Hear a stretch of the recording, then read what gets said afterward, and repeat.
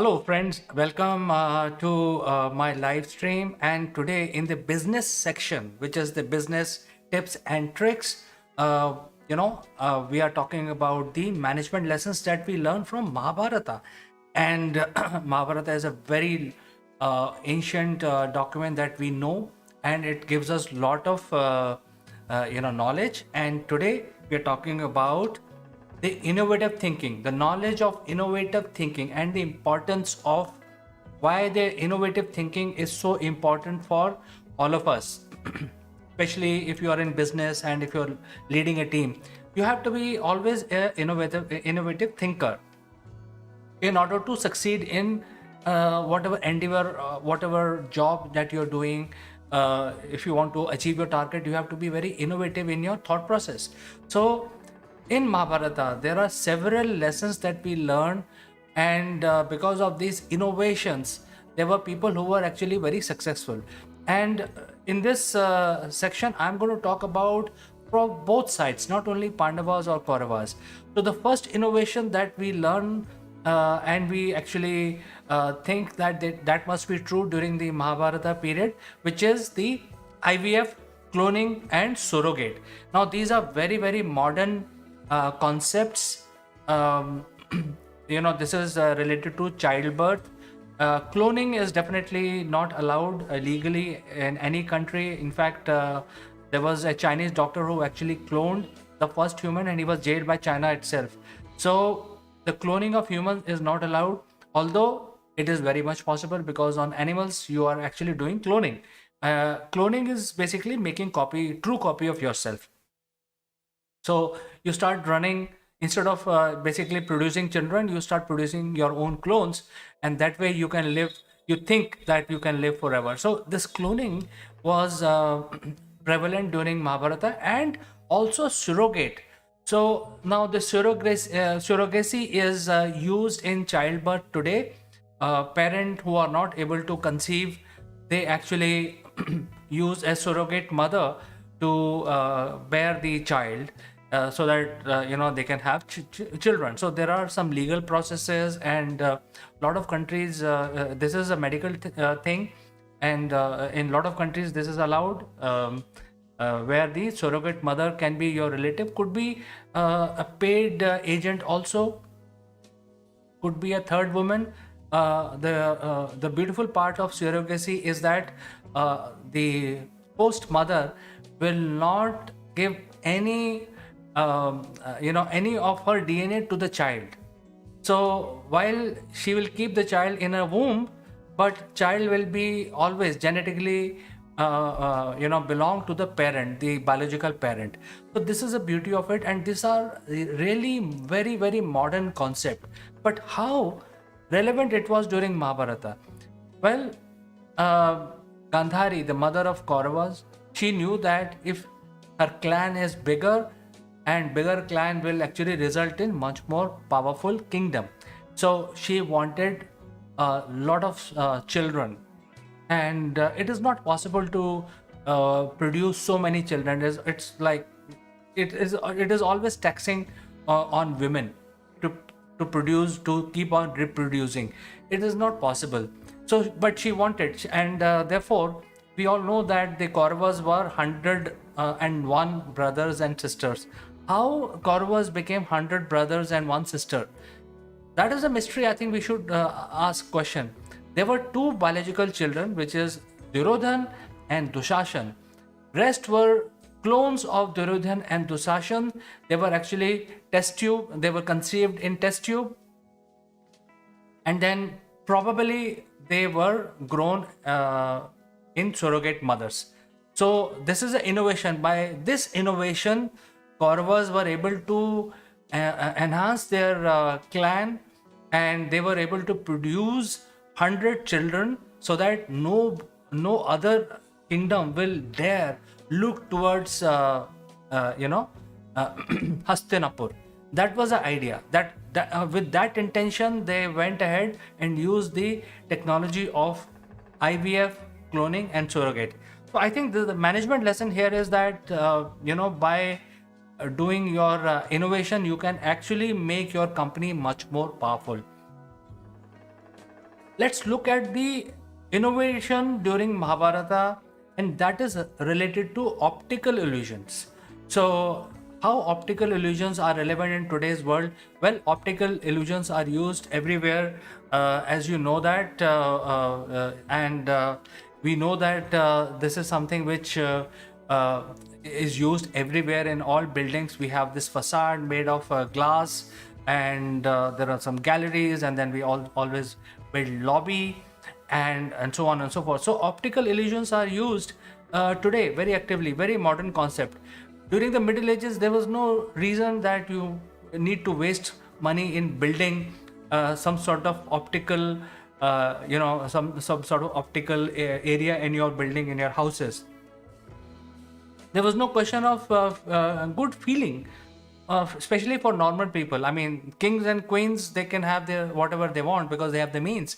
But during Mahabharata, the optical illusions were used in Indraprasth, the palace of Draupadi, and there are concepts. In fact, it is written in the book that you will not be able to identify if there is water on the surface. So at some place you will actually notice a flowing water, but actually that is not flowing water, that is hard floor on which you can walk.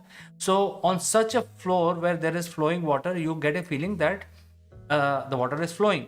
It was a like a 4D projection, but a similar projection will not be there in another area, but that will be a flowing water. So in order to differentiate between where the water is flowing and where it is not, you have to know the map of the house, so that you know exactly if you are walking into the water and eventually fall into a pool, then how do you avoid that? And it actually adds aesthetic. Why they have to do all this? Why they have to create these mirror rooms, optical illusion? Simply because they wanted to showcase to the world, look how rich we are. We not only make walls and rooms, we make them special, which you would have never seen. Now this is all innovation. So when you actually build your company, you start looking at innovative ideas to build your company. So, and these innovations will be your own property. Nobody will be able to copy these innovations. So it is not a modern concept. It was there during Mahabharata time, and the importance of innovation. Now this particular house which they built, the palace of Draupadi in Indraprasth, this very incident, this innovation only triggered the war. So it's cutting the long story short. We all know the story of Mahabharata, but I think the most important aspect here is the innovation is the key to differentiate yourself. In today's world, we are trying to differentiate ourselves from other businesses, and by innovation, you can actually differentiate yourself from other companies in the same business arena. Then television. The very first mention of this device called television, we actually read about that in Mahabharata. Now, why I say this is a television? Because when the battle started and the blind king, Dhritarashtra, he said that he cannot participate actively, but he would like to know exactly what is going on in the battlefield. And the battlefield was like 100 200 kilometers away from his capital. So 100 to 100 kilometers distance, he want to know exactly like a running commentary what is going on. So if somebody has to be present and then keep sending letters, this is not exactly what he wanted. He wanted to actually know minute by minute account. The only way you could do is basically provide, because he was blind, even if you provide a television, the Dhritarashtra will not be able to see that. So somebody else will see and narrate to him, but that somebody else will see the instant replay of what is going on. That means there will be a need to put television cameras across the field of the battlefield, and then transmit the output of these cameras into a television which is kept 200 kilometers away in the palace, where Sanjay, his servant, would see this battle and narrate minute by minute to the king. So this is the first example of television. So it's quite innovative. We think that the television came up in the 20th century, but here we, read about this kind of device being used 6,000 years back. So it is quite innovative. I think this was a innovation. I think they had many innovations, and we learn about only few of them through this book. Now, let's talk about the other innovation, which is in the area of surgery, medical sciences, and how do you basically make sure that the people are recovered in case they suffer battle wounds. Now, here I have to talk about the brothers of Pandavas, which are Nakul and Sahadev. Both of them they were warriors in the first place, but both of them played a very, very vital role in Battle of Mahabharata. It's basically one of the brother was expert in animal biology, and other one was expert in human biology. And during the day, thousands and thousands, hundreds of thousands of men were killed. Animals were also killed in the battle. But in the evening, they will go around in the battlefield, recover who could be recovered, animal as well as humans. They were brought to their camps, and special medicines were applied, and they were battle ready by next day morning. That is what is written in Mahabharata, that within a period of one night you can actually make sure that the soldiers recovers and he is battle ready. Because in Mahabharata so many people were dying, there was a need to make sure that you have proper medical facilities, not only for humans but also for animals, so that animals are used in the battle, and humans basically use these animals. They can also recover in a period of 12 hours, and next day in the battlefield they can again go and fight it out. Now, how this is possible, this kind of narration, if somebody has written it 6,000 years back, I'm sure there must be some iota of truth in this. But the important thing is that their medical sciences were more advanced than what we have today, because here the recovery takes couple of weeks today. If you go into hospital, the recovery may take couple of weeks to couple of months, whereas in Mahabharata, all the soldiers will suffer fatal wounds, and if you don't die in the battlefield, you will be recovered, you will be rescued, and you will be taken to the hospital, makeshift hospital in the camp. And the technology was so advanced that you can actually recover completely by next day morning. So in a way, whatever is written in Mahabharata seems to be much more advanced than current day medical science. So again, the point boils down to innovation, where innovation is such an important aspect of growth. So if you are a business person, and if you are in the medical science or med tech arena, you would understand this, that every day new medical science discoveries or inventions are coming out in the field, and each one is better than the previous one. So this is all happening because of the innovation and people thinking that if we don't innovate, then the growth will not be there. Now let's talk about barbaric. Barbaric, in fact, many Hindus, in fact all the Hindus basically worship Barbaric. Who was Barbaric? Barbaric was the son of Ghatotch. So Bhim's grandson was Barbaric, and Barbaric had the technology that with firing 3 arrows, he could end the war just by firing 3 arrows. In fact, the battle was fought for 18 days. We know that it is written in the scripture that the battle of Mahabharata lasted for 18 days. Whereas Barbaric had the technology using which he could have ended the entire battle in just half an hour. And he had 3 arrows. By using these 3 arrows and combination of permutation, analysis, etc., he would find who's the enemy, and this arrow will actually go around killing all the enemies.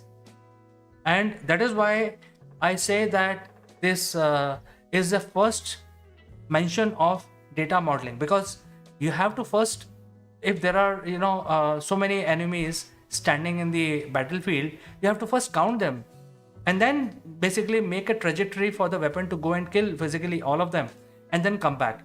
And why I'm talking about AI, simply because there were 3 arrows. One arrow will make the assessment. The second arrow will actually carry out the the act of killing the enemy. But there was only one problem in this whole situation. The technology will always be with the weaker side. It is written very clearly in Mahabharata that the technology will always favor the weaker side. And in this case, when the battle started, Pandavas were definitely weaker. They were half the size of Kauravas. So Barbaric said that if I fire these arrows, I will win the war in one day. But then Krishna actually pointed out that your technology, your AI model, has a flaw, because since it will always favor the weaker side, now having killed the enemy, and suddenly Pandavas will become stronger. So the AI will take a decision that now it is turn to kill the stronger side, which is Pandavas. So it will kill both sides, one after the other. So AI was not perfect, but this is something which gives an impression that they had the data modeling, and the AI, machine learning, AI, and the weapon systems which were using these high-tech facilities and high-tech equipment, which could end the war in half an hour. This is exactly what we are looking for today in the modern warfare as well. Why did America drop the atom bomb on Japan? Because they wanted to end the war quickly. By using a high-tech weapon, they could have, and they wanted to end the war on one day. Otherwise, the war could have lingered on for even 5 years. So they didn't want to fight that, and that is why they dropped a high-tech weapon on Japan. So this is exactly what the Barbaric had. He had a high-tech weaponry which could finish the war in half an hour. Why fight for 18 days? Why kill why delay the process of killing? If you want to kill everybody, just kill them now. So this is what the first mention of AI in the case of this Mahabharata. And again, innovation. So we think that innovation of AI is something recent, but here we talk where we basically read about mention of this kind of weapon system being present during Mahabharata's time about 6,000 years back. Now we have to also talk about the genetic engineering. Although in modern world the genetic engineering on humans is not allowed, but technology is available where you can actually genetically enhance the capability of humans, modify the genes so that they will never fall sick. In fact, I talked about the doctor in Japan who actually genetically modified 2 babies and in such a way that they will never be affected by AIDS. They will never get infected by AIDS. So you can actually create genetically advanced humans.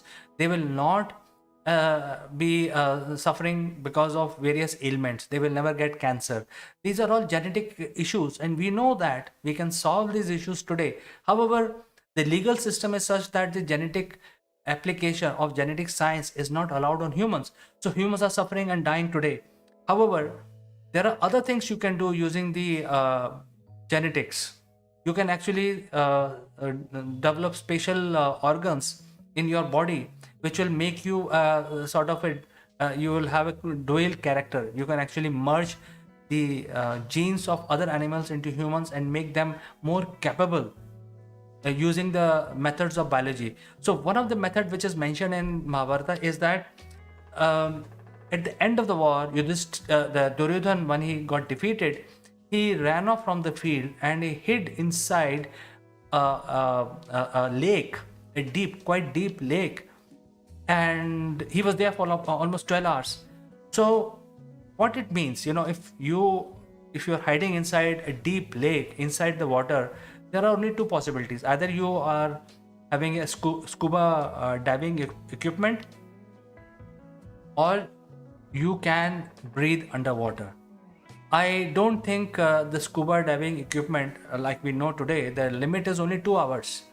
Even if you have the best quality scuba diving equipment, which will only use pure oxygen and probably mix of oxygen and helium, even with that, you will not be able to hold more than 2 hours of supply of atmosphere deep underwater. And then how deep you can go? You can actually go quite deep if you fill your lungs with liquid material. Then the pressure of the water will not affect you. So if Duryodhan was hiding inside at the bottom of the lake for 12 hours, it shows that he was definitely genetically advanced. He had the either knowledge or some sort of technology where he could live inside the water and breathe from the water. So that is why he was genetically engineered. In fact, there is another incident mentioned in Mahabharata where his body was made of material which was not penetrable. His body was hardened basically, like metal. So this is also a genetic engineering activity where your body is hardened and nothing will affect it. You can't be injured. It's like an natural armor plating on your body, and the skin is so toughened skin. That can happen only when you have you have engineered Duryodhan genetically at the time of birth. So you have thought through the entire capability that you want to give to your child, and then you have genetically engineered the human being at the time of birth. So this was going on, and definitely Duryodhan was a genetically engineered human being because he could go underwater, breathe in water, his skin was toughened, and probably many other things which are not written in the book. Because if they could do this, they could have definitely done more than this. And finally, the weapons of mass destruction. The estimate, as per the Mahabharata text itself, 1.6 billion people died in 18 days. That is the estimate. And all kinds of weapons were used in Mahabharata which had the capability to kill a lot of humans quickly and animals together. In fact, in the book is written that the land of Kurukshetra, which the battleground, turned red after 18 days. 1.6 billion people dying in a matter of 18 days is a lot. It's more than the current population of India in one small location of the battle. And we know that all kinds of weapons were used. There were celestial weapons, there were weapons like hydrogen bombs, there were weapons like neutron bombs. All kinds of weapons that we can think of today were used during Mahabharata. Now, this is exactly what the innovation is all about. Countries are indulged in secret weapon testing, and they are developing weapons of mass destruction today as a deterrent. They develop the technology so that the enemy nation does not attack them, because they know that if we try to attack them, they have such a huge weapon that they can destroy the entire country. So today's atom bomb is nothing but a weapon of mass destruction, definitely, but it's also a deterrent. So this is what was used during Mahabharata. And why I'm saying 1.6 billion people died. Obviously, a lot of people died, not only from India. Those days, probably people from there's mention of the Greeks also fighting in Mahabharata. So that is why it was sort of a world war, and a lot of people actually came together and fought with each other under different banners. And they basically, whoever had some problem with others, they actually got together at Mahabharata and fought with them, and they used all kinds of weapons. So that is why, when there was so much innovation happening in those days, I'm sure we can draw these conclusions that without innovation, you cannot basically succeed. If you have innovation, you have to keep innovating, and if you stop innovating, then your competitors will take over your business or whatever. and then if you stop innovating, so you have innovation is not something that has a limit. You can continue innovating, developing newer and newer things, more advanced things, and this is exactly what Mahabharata tells us. When the story started, because Mahabharata talks about multi-generation story, the technology kept advancing up to the stage of Mahabharata, up to the stage of battle. And after that, so many people died after the battle. There is a learning for us that we should be using innovation not to kill, but to basically advance the society. And the history of India is not very well known after Mahabharata. So that is also the side effect. So continue innovation, but for good. That is the message I like to end my live stream today. And I will catch you again in the next day. If you have any suggestions, any comments, kindly feel free to send in your suggestions and comments. And as always, friends, thanks for watching, and I will see you again very soon.